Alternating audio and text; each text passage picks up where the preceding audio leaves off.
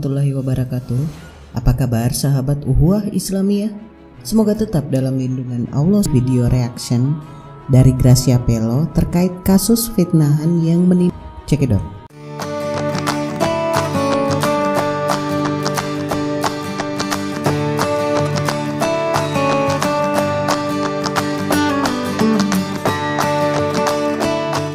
Oleh Menachem Ali. Di dalam ceramah daripada Menachem Ali, dia mengajak kepada umat muslim untuk memiliki kecerdasan di dalam nalar. Makanya saya bawakan dokumen. Kebiasaan saya kalau saya menjelaskan itu pakai dokumen. Saya nggak mau bercerita seperti orang mendengar dongeng, saya nggak mau. Supaya apa? Kita cerdas, iman yang bernalar. Tetapi yang saya perhatikan justru nalar dari Menachem Ali ini tidak sehat.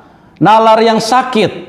Nalar yang perlu dikasih dengan vitamin-vitamin yang baik, yaitu pengetahuan-pengetahuan yang benar. Agar di dalam berceramah, umat muslim tidak menjadi korban. Karena umat muslim tidak mengerti apa-apa tentang Injil. Tetapi dengan pemutarbalikan fakta, akhirnya umat muslim telan mentah-mentah. Dan akhirnya umat muslim merasa seperti di atas angin.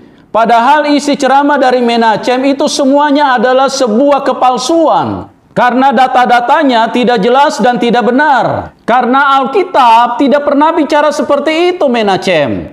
Itu karangan kamu sendiri. Musa itu jalurnya laki-laki. Makanya dalam agama Yahudi disebut Moshe ben Amram. Amram itu nama laki-laki. Jadi bapaknya jelas. Siapa bapaknya? Jelas. Musa itu. Maka beliau mengatakan, ya kau tanda kutip tidak jelas. Kenapa? Karena bapaknya tidak ada. Menachem mengatakan bahwa bapa dari Tuhan Yesus Kristus itu tidak jelas. Inilah kalau orang mau mencerdaskan nalarnya hanya menggunakan otak yang sebesar bapau. Terus mau mengukur kebesaran Tuhan. Sudah dikatakan Alkitab dengan jelas bahwa dia itu adalah Roh Kudus yang hadir di dalam rahim Maria. Ya jelas kalau kamu mengukur keberadaan daripada Tuhan Yesus itu hanya dengan kapasitas manusia, maka sampai gila pun kau Menachem, kau tidak akan ketemu bapaknya. Karena kau punya pikiran hanya mengukur kalau manusia itu lahir itu dari benih sperma, mana bapaknya, mana ibunya. Terus ada kawin-mengawin, ada persetubuhan di situ. Inilah kebesaran Allah yang Maha Kuasa yang kamu tidak paham. Dia hadir dari Roh Kudus, dia jadi dari Roh Kudus. Memang dia tidak punya bapa secara daging. Biar agak pintar-pintar, biar. Setelah melihat video fitnahan dari Yusuf Manubulu, saya rasa tidak perlu menanggapinya terlalu dalam. Karena sudah jelas dan terbukti kalau video tersebut tidak lengkap alias dipotong-potong dan diambil bagian yang klop dengan fitnahan bahwa Maria seorang pezina. Padahal Ustadz Menachem Ali itu hanya mengutip sumber data yang didapat dari literatur Yahudi bahwa Maria seorang pezina. Jadi, Ustadz Menachem Ali hanya menceritakan kisah saat itu di mana Maria menggendong bayinya tanpa seorang ayah biologis. Dalam artian ungkapan tersebut merupakan sindiran kepada Maria bahwa ibumu dulu itu bukan pezina, tapi kenapa kamu kok berzina? Ungkapan ini yang berkata adalah orang Yahudi di zaman itu, dan Pak Manubulu memotong video tersebut. Entah dengan alasan apa yang hanya mengambil perkataan Pak Ali yang pas dengan klaim fitnahannya.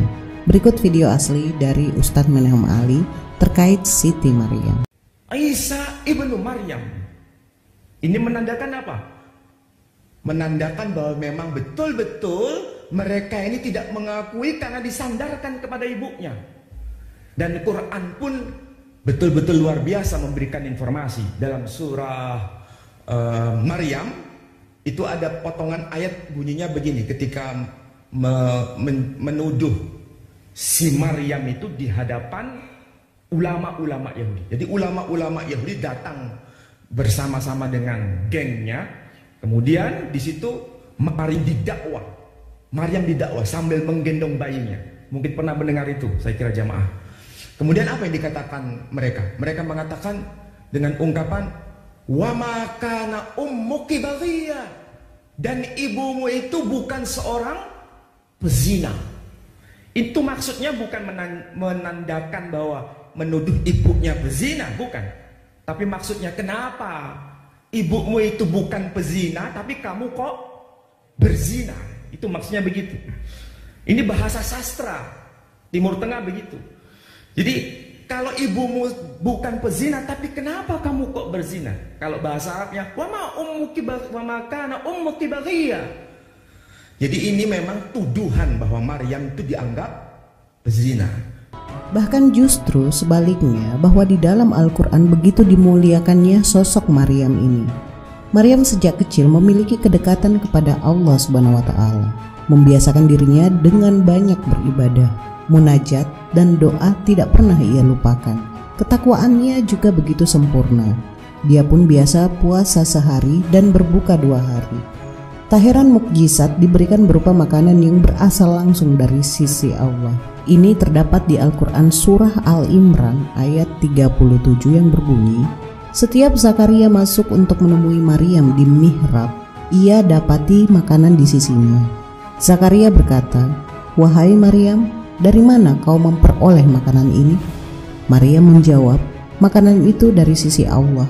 Sesungguhnya Allah memberi rezeki kepada siapa yang dikehendakinya tanpa hisab. Nah, kelebihan lain Maryam adalah sifat-sifat keibuannya yang dapat diteladani. Ketika dia mengetahui hamil tanpa seorang laki-laki, ia mengasingkan diri. Hal ini dilakukannya demi keselamatan bayinya. Ia pun seorang beriman yang malu karena hamil padahal dia belum menikah. Dia masih memiliki perasaan yang peka. Katanya, aduhai, alangkah baiknya aku mati sebelum ini dan aku menjadi sesuatu yang tidak berarti lagi dilupakan. Al-Quran Surah Maryam ayat 23.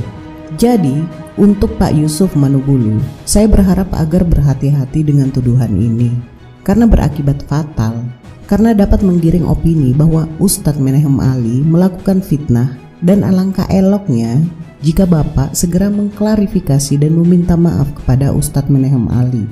Karena kasus fitnahan Anda ini telah menyebar luas, bahkan ini menjadi framing untuk menjatuhkan nama baik dan instansi yang menaungi Ustadz Menahem Ali. Terlebih lagi mungkin dimanfaatkan untuk memperkeruh kerukunan umat beragama. Dan tentunya akan menjadi perhatian ranah hukum di negara kita ini. Hati-hati ya Pak. Nah, sebagai compare, saya dulu pernah memposting video yang menanggapi Pak Yusuf Manubulu juga karena mengeluarkan pernyataan bahwa Abraham adalah seorang pezina. Ini dia cuplikan video saya yang terdahulu. Ayat 3. Enggak kayaknya.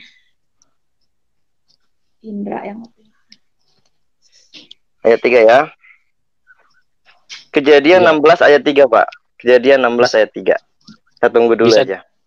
Ya. Nah, saya baca Pak ya. Ya. Jadi Sarai, istri Abram itu mengambil Hagar, hambanya, orang Mesir itu, yakni ketika Abram telah 10 tahun tinggal di tanah Kanaan, lalu memberikannya kepada Abram, suaminya, untuk menjadi istrinya. Nah, tadi Pak Yusuf bilang itu zina. Bagaimana zina dengan istri, Pak?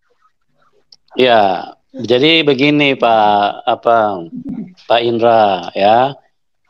Itu dikatakan istri, itu kan menurut pemikirannya si Sarah gitu loh ya. Tapi di dalam mata Tuhan itu tetap itu adalah perzinahan. Karena apa? Karena itu bukan istri yang memang sesuai dengan konsep kebenaran. Kalau konsep kebenaran itu harus sesuai dengan apa yang Tuhan mau gitu loh. Bukan apa yang manusia mau atau apa yang Bagaimana Pak Yusuf? Sangat-sangat fatal ketika Anda mengklaim bahwa Abraham seorang pezina. Berarti Tuhan Anda salah pilih nabi ya. Berarti Yesus punya buyut seorang pezina ya. Bagaimana mungkin dengan pedenya Anda mengatakan Abraham berzinah dengan istrinya sendiri, yakni Hagar? Pengetahuan ilmu itu Anda dapat dari mana? Sekarang mari kita lompat ke video Gracia Pelo yang membenarkan Ustadz Menahem Ali. Pak Manubulu ini kurang lengkap, sehingga opini yang ditimbulkan ini malah bernada fitnah terhadap Menahem Ali. Saya tidak sedang membela Menahem Ali. Bagi saya, katakan benar ya benar, salah ya salah. Mengenai Maria berzina, seperti yang diucapkan Menahem Ali di dalam masjid postingan lama 2018, Menahem Ali tidak salah. Karena pada waktu dia mengatakan Maria berzina, Menahem Ali sedang mengutip tulisan-tulisan Yahudi yang sangat menghina, menista Maria. Bahkan bukan hanya Maria, Yesus dan ayahnya Yesus itu pun dinista. Di saat Menahem Ali mengutip Talmud, Toledot Yesu, bahwa Maria ini menurut orang Yahudi dituduh sebagai pelacur, perempuan pezina, Yesus anak haram dari pelacuran, dari perzinahannya Maria. Menahem Ali tidak salah. Dia hanya membacakan, mengutipkan pandangan Yahudi yang benci terhadap Yesus dan keluarganya. Sampai hari ini, orang-orang Yahudi membenci Yesus dan Maria. Nah, di sini saya akan coba menanggapi Gracia juga terkait reactionnya yang membenarkan bahwa Pak Manubulu memotong-motong video Pak Ali dan tidak ditampilkan secara utuh untuk digoreng menjadi fitnahan. Tetapi di sisi lain, Gracia ingin mencari remisan agar terlihat win-win solution dengan mengkritik beberapa poin dalam ceramah Ustadz Menahem Ali tersebut. Saya akan coba menanggapi secara pelan-pelan alias poin per poin. Kita lihat siapa yang keliru atau buta sejarah di sini. Saya sangat kenal Menahem Ali. Kita tinggal di Surabaya, di kecamatan yang sama, hanya beda distrik. Saya di Rungkut Harapan, dia di Rungkut Wonorejo dekat. Kita bertetangga, satu daerah. Saya sudah ketemu, bahkan berdebat 3 kali secara resmi di berbagai universitas Muslim di Jawa Timur dengan Menahem Ali. Menahem Ali ini orang yang tidak konsisten iman dan pandangan-pandangannya. Dia asli Madura. Lahir Islam dengan nama Muhammad Ali. Saya juga tidak habis pikir kenapa Gracia selalu mengulang-ulang menyebutkan profil Ustadz Menahem Ali dengan membawa-bawa etnis Madura. Ada masalah apa ya? Apakah penting dalam kajian akademis membawa-bawa etnis? Atau biar terlihat SKSD, sok kenal sok dekat? Atau hanya ingin menunjukkan ad hominem yang superior? Ah sudahlah, this is your problem. Oke lanjut. Tetapi di wilayah dia mengatakan kebohongan, ya kita harus bongkar ini bohong. Contoh ya, nih di dalam postingan yang asli, ini postingan lama ini. Jadi ada mata rantai di dalam 3 dokumen di sini. Quran menyebut wa makanat ummu kibariyah. Kemudian kitab agama Nasrani menyebut mau menceraikan itu, dan Talmud menyebut Satid dami ba'ala, sang perempuan yang tidak setia kepada suaminya. Jadi memang disebut Maryam ini luar biasa. Kenapa? Pernah nggak kita bertanya kenapa namanya kok Maryam? Pernah nggak kita bertanya? Ternyata Maryam itu dalam bahasa Ibrani artinya ada hubungan dengan peristiwa yang dijelaskan dalam Al-Quran. Ibunya sejak awal menginginkan anak yang dikandung nanti itu laki-laki. Tapi Allah menghadiahkan anaknya perempuan. Dan dalam tradisi Yahudi anak perempuan itu aib. Karena begitu aibnya, sebagai kenang-kenangan yang melekat dalam hidupnya, maka anak itu diberi nama Maryam. Tahu apa arti Maryam? Maryam itu artinya pahit, getir.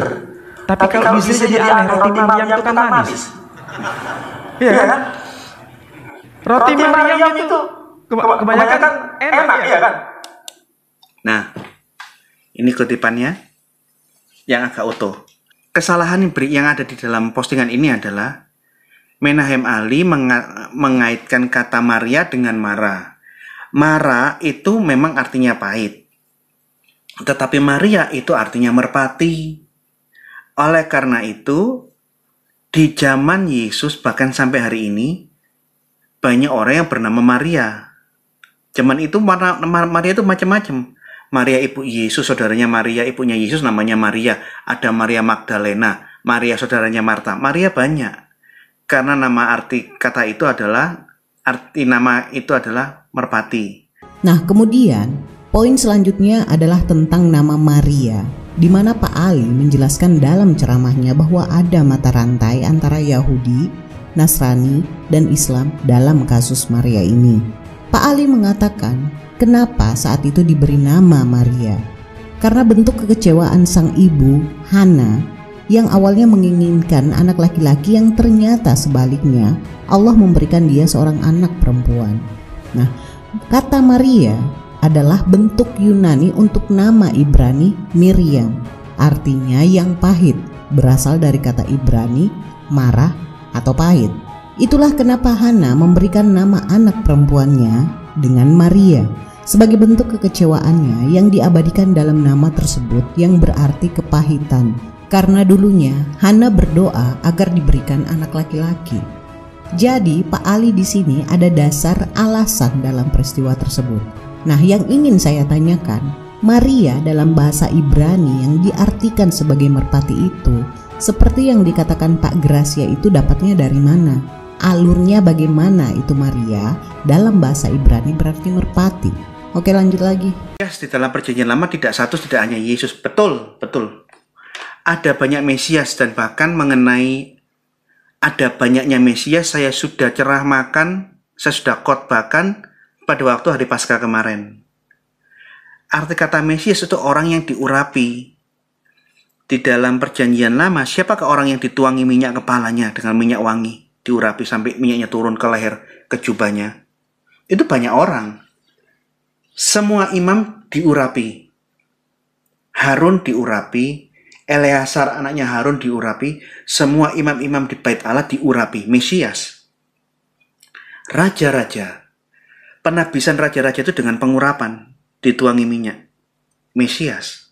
Dan saya sudah akan berikan beberapa contoh. Namun dari sekian banyak Mesias, ada sebuah Mesias, satu orang Mesias yang ditunggu-tunggu, yang kedatangannya ini sangat spesifik.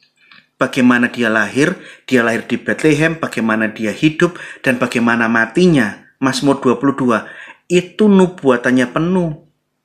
Dan itulah yang ditunggu-tunggu orang Yahudi, pengharapan Yahudi. Dari sekian banyak Mesias, ada satu Mesias ilahi yang akan datang. Dan itulah yang mereka tunggu-tunggu. Oke, kita dengarkan ya.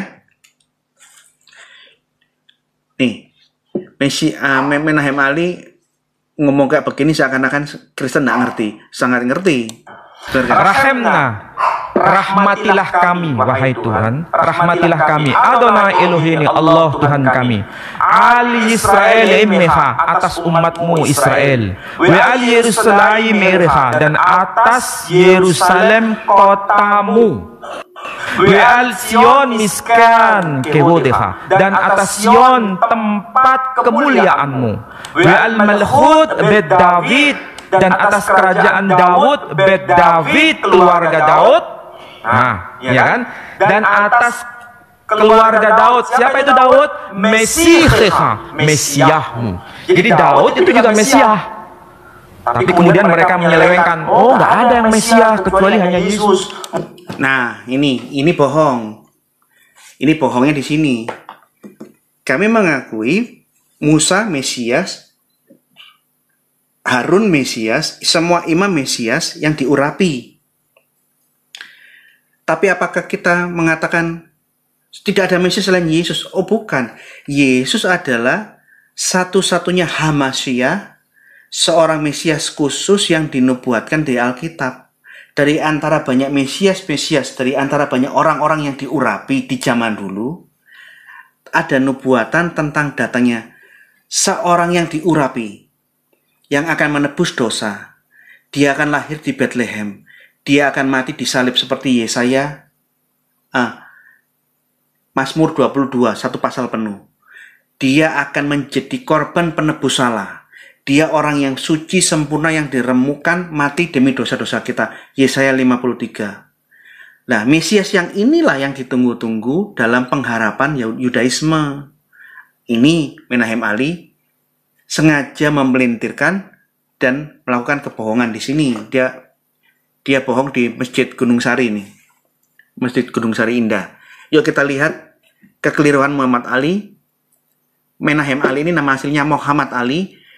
Mengenai perkataan Pak Ali dalam ceramahnya mengenai Mesia, bahwa telah diselewengkan dan menganggap hanya Yesus sebagai Mesia, yang diklaim Gracia bahwa apa yang dikatakan oleh Pak Ali itu adalah suatu kebohongan. Sekarang saya tanya Pak Gracia, letak kebohongannya di mana? Diselewengkan. Tujuan diurapi itu apa sih? Tidak ada tradisi Yahudi bahwa orang yang diurapi itu dituhankan. Bahkan Yahudi tidak mengakui Yesus sebagai Mesia. Justru disitulah letak penyelewengannya. Kalau itu berdasarkan keyakinan dalam Kristen, dalam Yahudi tidak sama sekali. Dan asal Pak Gracia tahu, Pak Ali itu bukan dosen sastra bahasa Indonesia di UNER, tapi dosen Fakultas Ilmu Budaya UNER yang mencakup filologi dan Semitic Studies. SKSD lagi nih. Oke, lanjut lagi. Ini selain dia mengharapkan akan muncul banyak kristolog-kristolog, dia melakukan kesalahan fatal. Dia mengatakan Nazaret itu suatu kota, menunjukkan pada waktu itu Menahem Ali masih belum memahami bahwa Galilea itu suatu kota. Ini kesalahan fatalnya Menahem Ali di sini. Galilea itu bukan kota. Galilea adalah suatu danau. Dia kita dengarkan ceramahnya Menahem Ali di Masjid Gunung Sari, Surabaya. Dia salah ngomong, salah ngajar. Mungkin pada waktu itu dia belum tahu. Ya, kemudian mengenai Galilea. Galilea ini apa? Galilea itu satu kota, ya. Galilea itu suatu kota-kota gundulmu ya, goblok ya. Galilea kok kota Galilea itu danau. Dengarkan lagi. Ini lucu nih. Ya, kemudian mengenai Galilea. Galilea ini apa? Galilea itu satu kota, ya, satu kota yang terletak di wilayah Israel atau Palestina bagian utara. Salah goblok, salah. Galilea itu bukan kota, itu danau. Jadi danau di utara Israel, bukan kota. Anda keliru. Mungkin waktu itu dia pasti belum banyak belajar. Nah, mengenai Galilea, sampai Gracia ad hominem ke Pak Ali dengan mengeluarkan kata goblok. Karena Galilea itu adalah danau, bukan kota seperti yang dikatakan oleh Pak Ali. Coba kita lihat siapa yang goblok di sini. Galilea dalam bahasa Ibrani berarti Hagalil, bahasa Arab Al-Jalel, berarti sirkuit atau berarti bukit. Bahasa Inggrisnya Galilee, bahasa Yunani Galilaia, bahasa Latin Galilea adalah sebuah daerah yang luas di bagian utara tanah Israel dan bertumpang tindih dengan sebagian distrik utara Israel. Jika Galilea adalah danau, bagaimana dengan ayat ini? Ini ada di Matius 28 ayat 16 yang berbunyi, dan ke-11 murid itu berangkat ke Galilea, ke bukit yang telah ditunjukkan Yesus kepada mereka. Loh, katanya danau, tapi kok bukit? Artinya, dalam daerah yang luas di Galilea itu ada danau, bukit, kota, dan lain-lain. Dan kota Nazaret menjadi salah satu bagian dari Galilea, yakni di bagian utara Israel. Mari kita lihat petanya.